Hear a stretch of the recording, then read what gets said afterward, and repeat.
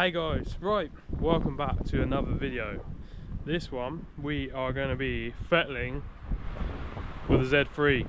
So this particular car I picked up cheap, mainly because the rear end is knocking. The car is up together otherwise, a bit of rust, typical Z3 stuff, but we've got a knocking from the rear end.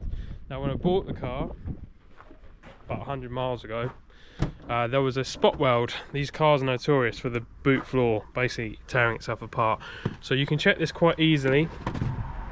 And in the rear boot, if you pull up the carpet, basically the rear axle carrier panel is only spot welded to the diff mount.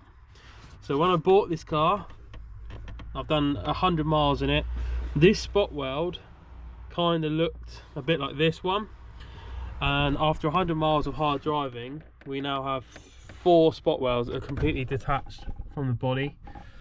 If you know your E46s, you'll know this is common as muck. E46 M3s love to do this, but so do the Z3s. So I've seen a couple now with this issue.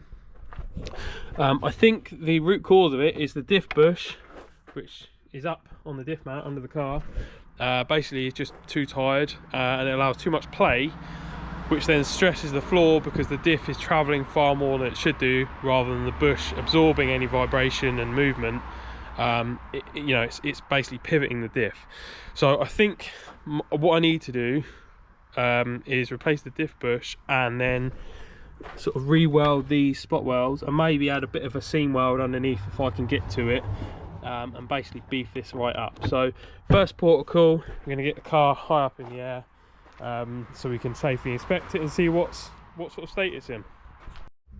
So we are now safely under the vehicle. It's a pretty sorry state of affairs under this Z3, I'll be honest. This is why it was cheap, but it's had a brake line done to an interesting standard. Nice. There's obviously some moisture collecting in the rear boot area or floor area because that drain is wet. Also the exhaust, well, it's definitely exhausting. It has been a bit blowy since I've had it, so yeah, that's not great, is it? But that's quite easily rectifiable because we can just chop it there and cut that resonator out. It's no big deal, but there is a lot of noise from the exhaust. It looks like the front, there's like a bracket at the front. I think you can see it down there, but I think the bolt's missing, so I might just be able to take it off from the gearbox. I think it's just rattling on itself. The exhaust hangers are pretty tired, that's probably not helping. But anyway, the real culprit that we're interested in is this diff mount and the floor. Yeah, the floor is pretty crusty looking. All of this is quite corroded. I dare say it's still strong enough for what we need, but I guess as the diff bush ages, which if I put a pry bar in there and just pry down, hang on. Yeah, there's a lot of movement in that. I don't know how well you're going to see this, but trust me, there's a lot of movement. So I think the diff bush being shot is probably what's caused the floor to tear apart, but I think the floor being rusty as well probably hasn't helped. So I think the best course of action, realistically, as a short-term to medium-term fix, we're going to drop the diff down, probably not take it out of the car, but just undo the bolts, undo the cover, replace the diff bush with a Powerflex one, and I think what we'll do is once that's in, we'll jack the floor up, jack the diff up, and then we'll re-spot weld inside the boot, maybe add a couple of extras, and see how that holds up in the short term, because I'm hoping once the diff isn't bouncing around at every opportunity, that it should be mint, but we'll see. So I'm going to weld the floor first so it can be cooling down when I paint it and do whatever later, but that's with the weight of the diff, like the jack not on the diff. If I jack it up, in theory they should sort of correct themselves and lift up a bit, or maybe not.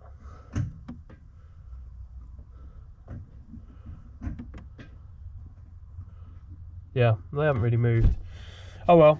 Anyway, so we're gonna drill these out, re-weld them, and then I think let's add some extra ones in, put another one here and then in between these, and we'll see as a short-term fix how that holds up, because it should have 3 times the amount of spot welds and less flex in the diff, or diff cover. So let's try that. Right, so first things first, let's let's drill where it was already spot welded. And then we're gonna add some more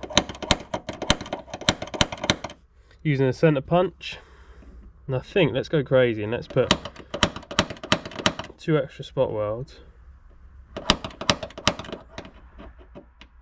between that, and then using a spot weld drill bit,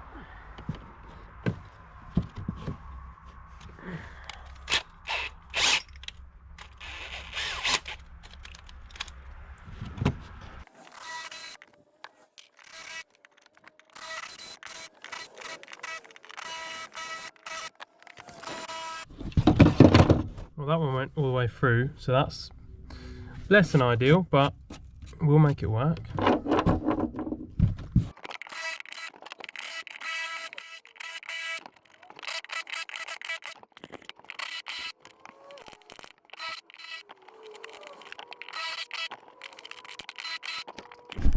So we drilled those holes. I've added a couple along here, and then where the extra diff mounts, I've sort of doubled them up.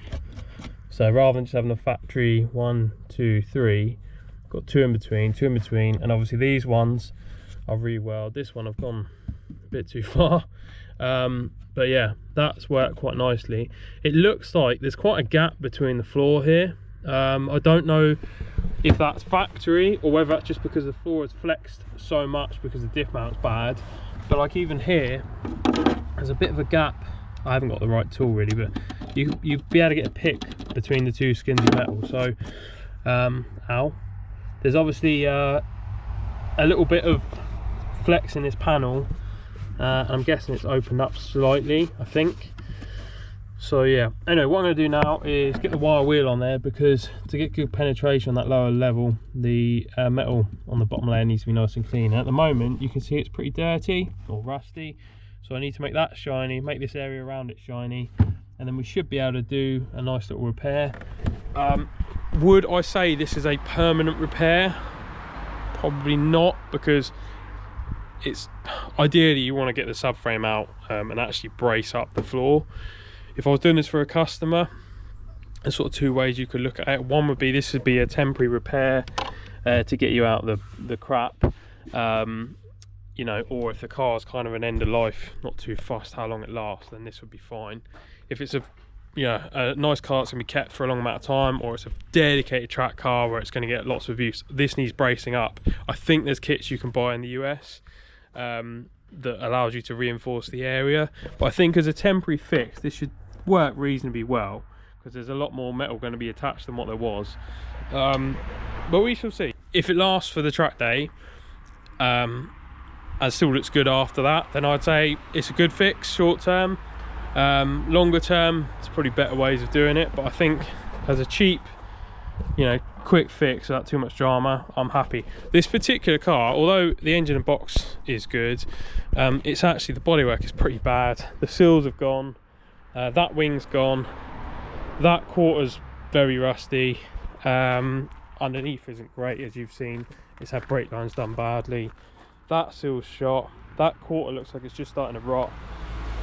I think the bonnet's good, the mirrors, the doors are all good, but yeah, all of this stuff is pretty rotten. All of this, the jacking points in each corner, it's already pretty crusty. It's not actually that bad, like it will still go for an MOT, but knowing these cars and knowing how much fab work they need to make them like good, it's not worth it. So this is just going to be a cheap winter toy, I think. Do a couple of track days in it. That really is the track weapon, but you know, just nice to drive something a bit different. So I think, yeah, let's do a cheap fix on this, nice and easy, don't need a crazy amount of tools. So get that cleaned up, and then we'll get the welder on it, I think. So I'm going to clean the actual spot welds out first with that kind of drill bit.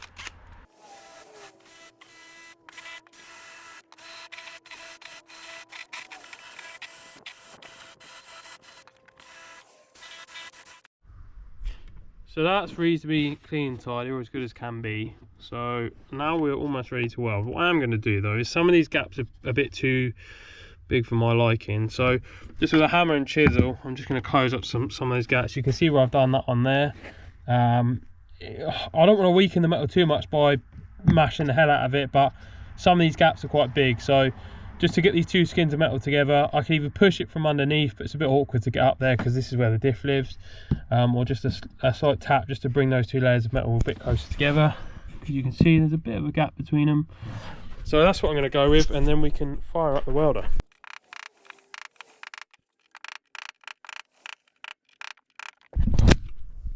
There we go, just a simple impression, just to get that a bit tight together. And also where this is cracked up here, I've drilled that out as well.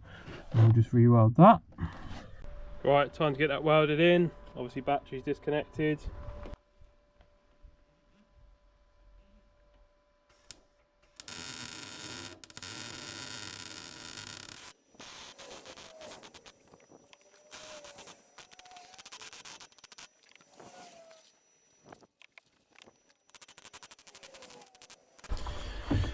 And there we go, that's that welded. Not the cleanest weld, because obviously the panel underneath has got some surface rust and it's not that easy to clean it up without, you know, having proper access to it, but pretty happy with those. It'll be nice and solid. Obviously I need a bit of paint, same on the underside. We'll knock off the underseal that's probably blown off and see if we can get some paint on them. But yeah, that's now solid. So on to diff bush next. So I'm hoping we haven't got to drop the whole diff out of the car. I think on these you've got the diff cover, there's like a single bush with a bolt through it, and then on top of the diff itself there's four, I think they're 18 or 16 mil bolts, and they're M12, so they'll be 16 mil. So we'll knock them off and hopefully leave the shafts and the prop on, and the diff will just drop down low enough, and then we can get the diff bush sorted. But yeah, nice little repair there. Obviously it goes without saying, if this was a customer's car, or if you actually cared about the car, you really want to remove all your plastics, your carpet, because as you can see, I've melted the plastic. There's some holes in the carpet. I don't care. It's literally a track car, cheap winter toy, so I just don't care. So speed is of the essence.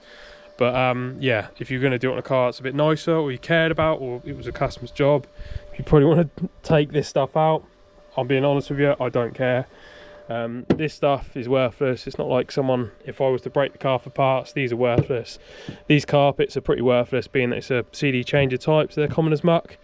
So yeah, speed is of the essence. But anyway, let's get the diff bush sorted now. So I'll show you or attempt to show you how I do the diff bush, because I just do not want to take the diff out of the car. It's a medium case LSD, it's heavy, I'm on my own, I don't really want to be taken out on the floor if I can avoid it. So under here we need to get this bolt out of this diff cover, and then on the top of the diff there's 4 bolts that go through the subframe into the diff. So there's one there, I think there's one on top up there, and then obviously 2 on the other side. So I'm hoping with them undone and the rear one undone, it should drop down far enough that I can then hacksaw this diff bush out. So we shall see. I'm just going to preemptively remove the speed sensor as well, just in case it drops too far that I can't get the I don't want to break the speed sensor wire, basically. So let's yank that out. Nice. Now you can also see the weldings up there. So a little bit later I will wire wheel that as best I can, get some paint on there just to try and preserve that. But yeah, let's get into it. So these are a pain in the ring, so yeah, it's gonna be fun, but I'll probably do this off camera and then bring you back in once it's dropped down. You joined me a wee while on, that was a bit of a struggle. So these bolts that live on top of the diff, or go into the diff, sorry, they are 19 mils and they are fucking tight. Anyway, we've got all 4 of them out. The diff bolt is out. Basically I let the jack take the weight of the diff, so now the diff is just free floating. So in theory, drop this down and it should give us enough clearance to attack the diff bush. So with any luck, oh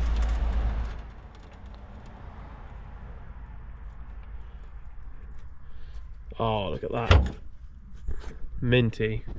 So that's perfect. So what I'm going to do now is rip saw the hell. Well, if you're at home, you probably use a hacksaw and just hacksaw, because you need to get this outer sleeve off. Obviously you've got the cast alley housing, this piece, You got the rubber bush, but you need to actually get that metal sleeve out. So it looks like this one's basically given out the ghost already. Well, that's the rubber anyway. So yeah, this steel sleeve that lives in here needs to be removed. So probably easiest way is to do that with a hacksaw if you're at home. I've got an air saw, so I'm going to blast through that, and then we should just be able to take this piece out. And you join me about 10 minutes later. There's the old bush out. So we just use a air saw to get it out, but if you can do that with a hacksaw, you'll be winning. So yeah, just cut through the bulk of it. Don't need to go through it all, and then use the hammer and a chisel just to fold it in on itself. So nice and straightforward. This bush is absolutely shot.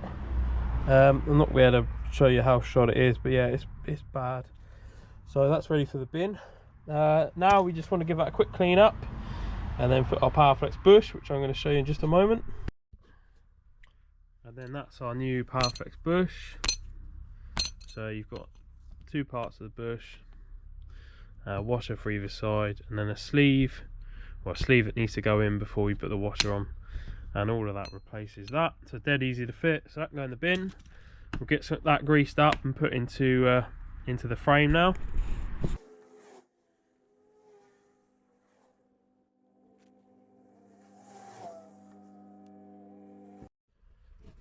And that's our bush in the diff installed nicely.